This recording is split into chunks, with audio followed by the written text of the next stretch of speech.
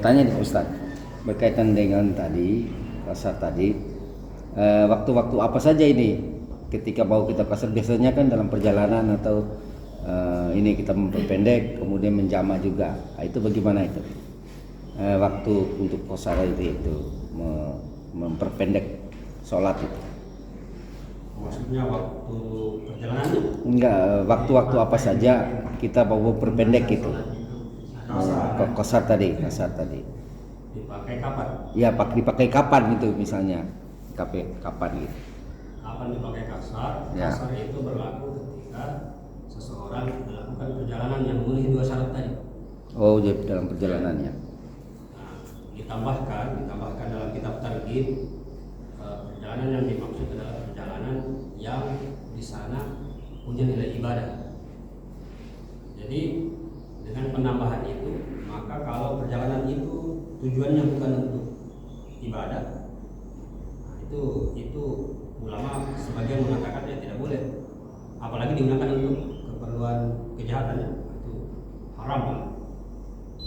Jadi memenuhi 2 syarat yang kemudian tambahannya adalah perjalanan itu punya nilai ibadah. Contohnya? Contohnya kalau zaman Nabi kan mereka pergi berumrah, pergi berperang, atau pergi menuntut ilmu, pergi berdagang, pergi. Jadi tujuan itu memang ada nilai ibadah yang akan didapat. Jadi sekarang bisa kita kalkulasi sendiri. Kalau sekarang saya ada tugas kantor mau diselesaikan, nah itu kan bagian dari ibadah sebenarnya, karena kita sedang menjalankan tugas dari kantor kita kan. Gitu Pak. Iya. Allah. Ya, kalau saya itu biasanya misalnya dari Jakarta ini sudah mau masuk ke maghrib sebelum terbang itu kita langsung jama maghrib sama isya. Itu isanya kita perpendek. Itu bagaimana itu? Ya, itu teknis Pak. Ya. Jadi tadi yang kita bicarakan itu adalah hukumnya kan. Iya. Sekarang yang Bapak tanyakan teknisnya itu ada 2. Bisa kita lakukan di awal, bisa kita lakukan di akhir. Iya. Melakukan di awal itu namanya jamak takdim. Ya. Lakukan di akhir jamak takhir. Ya, nah, ingat Pak. Selama tidak memenuhi 2 syarat tadi, jamaknya itu sempurna 4-4. Zuhur asar misalkan kan. Selama tidak memenuhi 2 syarat tadi, Iya. jamaknya sempurna. Kalau memenuhi 2 syarat tadi, 4-4 menjadi 2-2. Makanya dikatakan jamak taksir. Kalau cuman di jamak saja tanpa memenuhi 2 syarat namanya cuma jamak. Tapi kalau memenuhi 2 syarat selain jamak disebut juga taksir, maka disebut jamak taksir.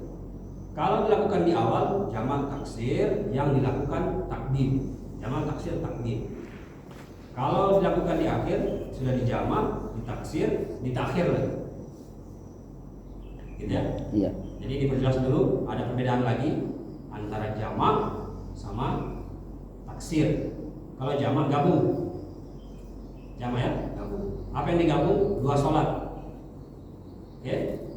Bagaimana cara menggabung 2 sholat? Ya digabung. Kalau tidak memenuhi syaratnya tadi 80 sama melewati wilayah, maka gabungnya sempurna 4. Maghrib isya 3-4. Tapi kalau memenuhi 2 syarat, maka gabungnya tidak sempurna.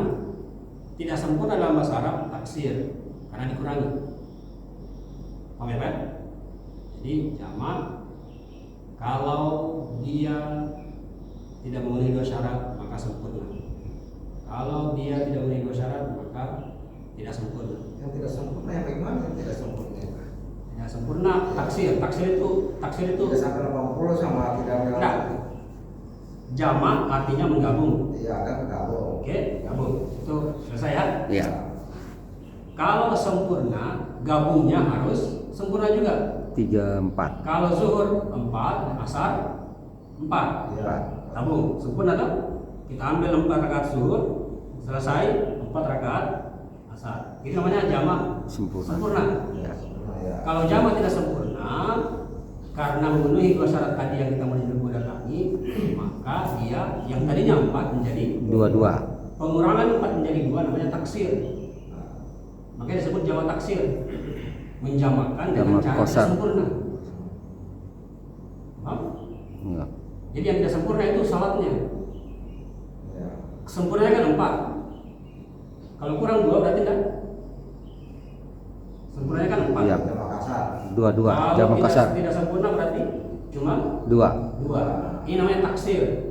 Nama lainnya kasar. Kasar, jamak Nah, kasar. itu yang 22 yang 44 tadi, yang 44. Lohor 4, asar 4. Itu sempurna. Waktu lohor. Kapan bisa dilaksanakan 44 itu? Kalau yang selalu kita lakukan kasar jamak kasar, 2 lohor 2 asar. Tapi kalau misalnya yang 44 ini kita laksanakan lohor 4, kita laksanakan asar 4 juga. Kapan bisa dilaksanakan itu? Bisa dilaksanakan di awal. Bisa dilaksanakan Kita maksud kondisi apa itu yang harus Dal- yang harus kita laksanakan 44 itu? dalam perjalanan juga. Perjalanan juga. Dalam perjalanan. Sempurna maksudnya tidak sampai Yang 80 kilo. tidak memenuhi 2 syarat tadi. Tidak sampai 80 kilo Ya. melintasi wilayah. Ya, Ya. ya tidak memenuhi syarat tadi. Kalau memenuhi 2 syarat tadi maka masuk kasar di situ. Tidak perlu disempurnakan. Ya, misalnya Bapak mau ke Manado, Nah, kan tidak sampai 80, cuma 60. Nah, Nah, itu bisa 44. silakan bisa diambil. 44 bisa. Bisa diambil. Berarti itu Bukan 4, jangan 2. Tapi tetap di jamak. Kalau ada 2. Jamak di Tetap di jamak. Eh, 22. Iya. Kalau 22 itu sudah melewati, misalnya dari Jakarta, nah ini udah masuk lohor. Asar kita dua unsur tadi itu. kita 22 ambil, jadi bisa itu ya. Nah, Ya. jadi ada jamak yang sempurna 4. Ada jamak yang tidak sempurna 2. Kapan 4? Perlakuannya sama di awal atau di akhir. Kan. Tapi dia tidak memenuhi 80 sama Yang melintasi wilayah. wilayah itu. Kalau memenuhi 2 syarat itu, tidak usah 44, 22 aja. Ya. Ya, untuk mempersingkat waktu. Kita justru kalau tidak mendapat itu 2 syarat tadi itu, ya tetap kita laksanakan seperti biasa, tetap di lohor, di waktu lohor, asar di waktu asar. Betul. Iya, itu jamak biasa. Nah, Betul. Makanya dikatakan kemenakah ada pilihan mau diambil atau ya ambil aja kalau saya ambil aja. Ya. Yang tambah lagi tadi kasar jadi sedekah dan sedekah dari Allah. Rukhsah. Alhamdulillah. Ada kasus Ustaz yang misalkan pada saat 17 tahun itu seorang baris berbaris, Ada hubungan. ya, dan Tidak. bukan berarti tidak boleh di Iya. atau di kasar. Annal iftar kemarin itu bima safa laisa bima syakka. Karena ada kerepotan karena kita ikut 13 Agustus repot kalau ganti baju. Iya. Kita kasar saja, tidak masuk. Karena syaratnya jarak Bukan peristiwa. bukan kerepotan. Paling perempuan kan sudah di make up. Iya, banyak sekali. rata-rata itu. Rata-rata begitu. Pengantin itu ya sama Pengantin begini ya. Mau pergi di mall, bisa kasar itu supaya karena ini mau buka lagi. Nggak pengantin juga. Jadi misalnya Bapak mau ke Kolaka, pas di Kolaka, mengaji masjid, sehingga Anda tiba di Kolaka, Sudah malam. asar sudah berlalu, Ya. nah, ambillah 2 rakaat. Iya. Mau ambil 4 rakaat boleh, ambil 2 rakaat boleh. Lihat aja jaraknya. Aman, dari aman. Yang tidak boleh, Aman semua. Sudah begitu. Kalau kita bilang lebih aman 4 daripada 2, berarti kita nafikan hadis. Sementara Nabi sendiri bilang, itu pahalanya sama. Karena ada namanya situasi kondisi. Iya. Kalau kita di bandara ini kan kita sudah dipanggil panggilan pertama, panggilan kedua, panggilan ketiga. Kita sudah di panggilan pertama, ada jeda waktu kan. Kalau kita panggil 4, maka bisa jadi kita ketinggalan pesawat. tinggalkan. Pasti ditinggalkan kalau panggil 4. Kenapa berapa menit? Ya toh. Nah, makanya supaya itu bisa mengefisienkan supaya kita tidak Kalau ada kalau ada tiga, Iya, harus. tidak Dua-dua. Tapi kalau tidak bisa, maka nanti di akhir supaya jangan buru-buru. Doa juga dulu, bacaannya juga ke susu-susu. Baru kita tampil, saja tinggal kan bagus ambil di Akhir. akhir. Nanti maghribnya di rumah baru nanti tidak bisa. Makanya situasi Indonesia. Kalau di akhir itu bisa diperpendek atau ini? Karena waktu kita kan cukup ini, maksudnya tidak buru-buru, tidak ini. Apa tetap diperpendek atau bagaimana? Karena kita Ingat punya waktu. Rumusnya ingat Ya. Ya. Rumusnya masafa laisa masyakkat. Ya. Rumusnya jarak, bukan karena kerepotan. Kalau kita bilang tadi begitu, kan tidak repot ini. Ambil 4 aja. Rumusnya masafa jarak. Jaraknya memenuhi, repot tidak repot, ambil 2. Ambil 2 ya. Yang kedua tadi, jangan pernah bilang mending ambil 4 supaya lebih aman. Tidak ada begitu. Dari Nabi ini 2 atau 4 aman dua-duanya, pahalanya sama. saya pernah berdebat yang ustaz masalah begitu karena longgar waktu dia bilang, bagaimana bisakah kau pakai itu kalau hadiah dari Tuhan, kau terima atau tidak? Syukurlah kau sebagai manusia kalau kau tidak terima itu hadiah. Kesimpulannya 4-4 kalau tidak memenuhi 2 syarat, kalau memenuhi 2 syarat, 2-2. Ya. Saya pernah tanya orang Ustaz, dia mengatakan begini, cerita di Jakarta, di Pondok Gede. Dia sampaikan dia orang Jambi.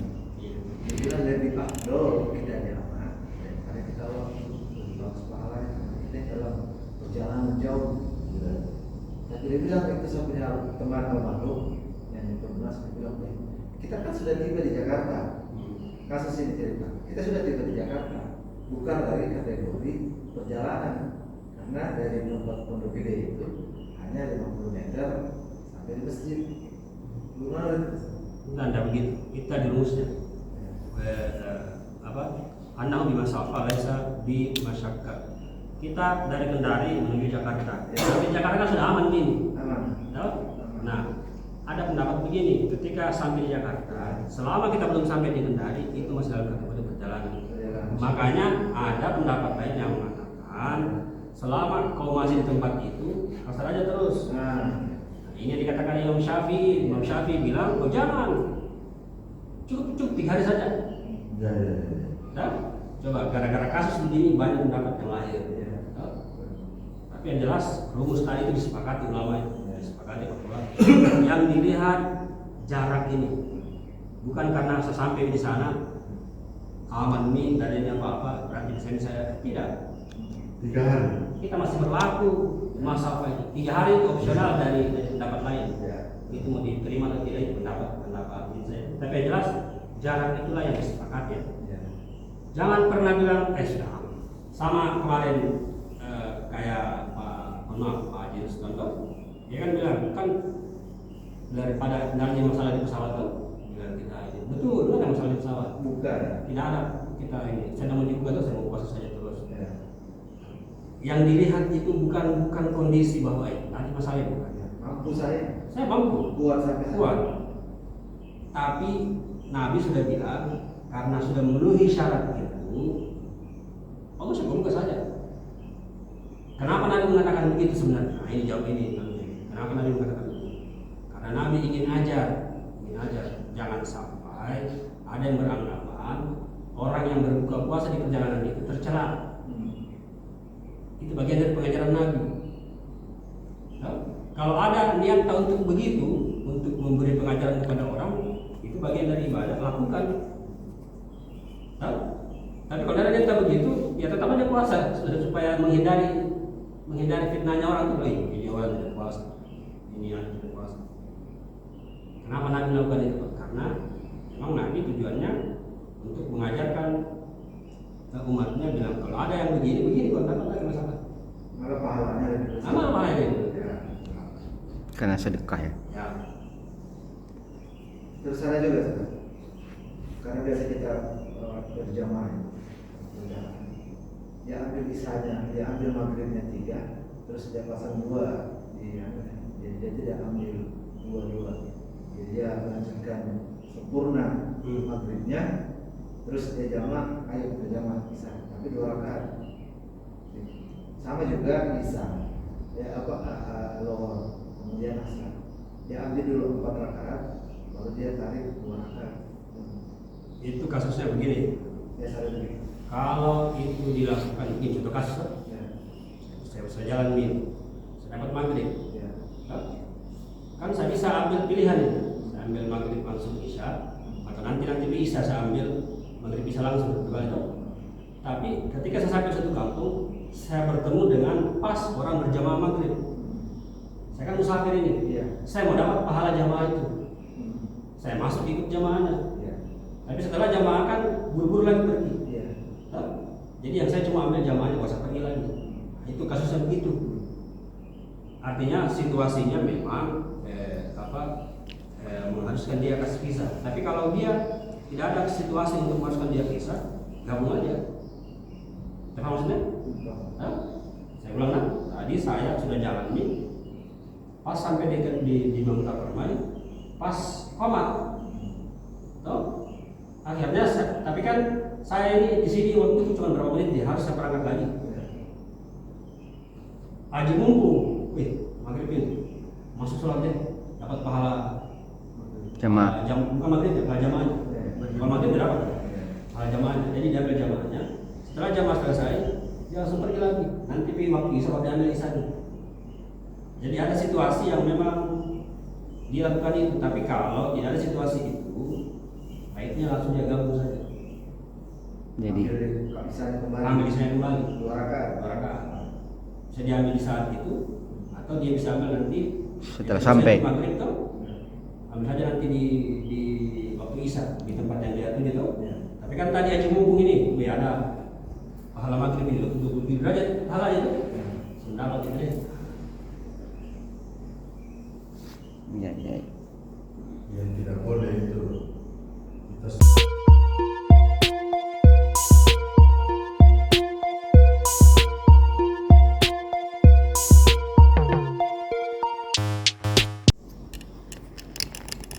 Assalamualaikum warahmatullahi wabarakatuh. Rabbi shrah li sadri wa yassir li amri wahlul min lisani yafqahu qawli. Alhamdulillah, wassalatu wassalamu ala Rasulillah wa alihi wa ashabihi wa man ma'ah. Amma ba'd.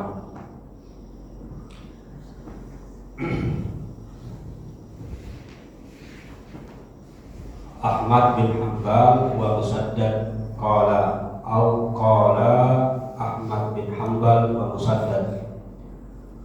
Ahmad bin Hanbal dan Musaddad berkata, mereka berdua, hadatsana Yahya, bahwa kami diberitahu oleh Yahya, an ibni Jurai wa hadatsana Hushaish, dan Yahya diberitahu oleh Ibnu Jurai dan Hushaish.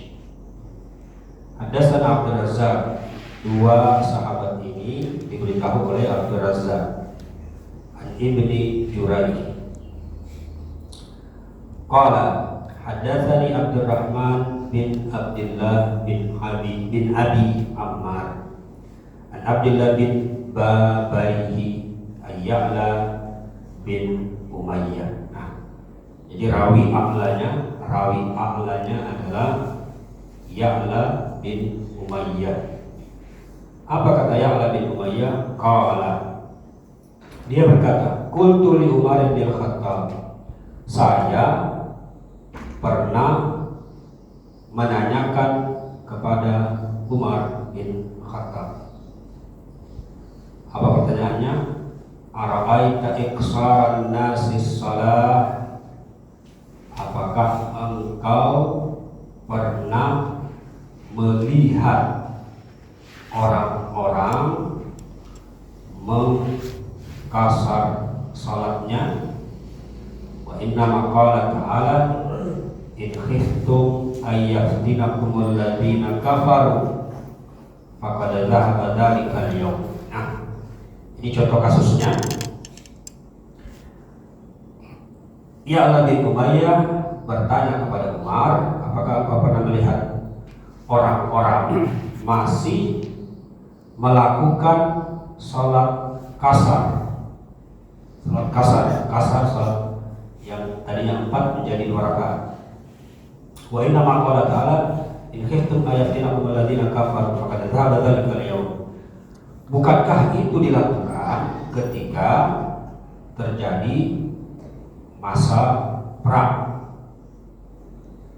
Jadi ada surah An-Nisa ayat 101 bunyinya a'udzubillahi minasyaitonir rajim in khiftum ayaftinakum alladziina kafaru.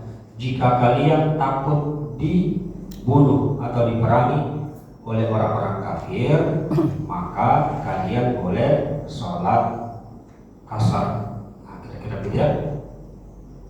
Jadi surah An-Nisa ayat 101, in khiftum, kalau kalian takut, ayaftinakum alladziina kafaru, jangan sampai orang-orang kafir itu membunuh kalian, maka